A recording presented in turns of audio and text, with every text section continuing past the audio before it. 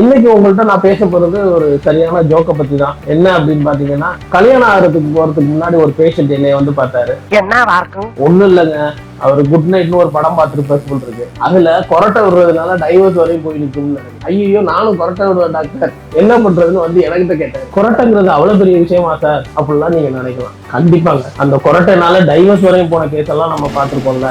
அந்த மாதிரி டைவர்ஸ் போறதுக்கு முன்னாடி உங்களோட ஃபேமிலி டென்டிஸ்ட போய் ஒரு தடவை பாருங்க. கொரட்டைக்கு சரியான கிளிப் அவங்கள்ட்ட இருக்கு. உங்களோட நாக்கோட பொசிஷனும் உங்களோட கீழ்த்தாடையோட பொசிஷனையும் கொஞ்சம் மாற்றி வைக்கிற மாதிரியான ஒரு கிளிப்பை நீங்க மாட்டிட்டு தூங்குனீங்க அப்படின்னா கொரட்டை குறையிறதுக்கான வாய்ப்புகள் நிறைய இருக்கு அப்படின்னு அவர்கிட்ட நான் எக்ஸ்பிளைன் பண்ணி யூஸ் பண்ணுங்கன்னு சொல்லியிருந்தேன். மோஸ்ட் ப்ராபப்லி தேங்க்யூ சொல்ல வருவாருன்னு நினைக்கிறேன். நன்றி சொல்வேன் தெய்வமே.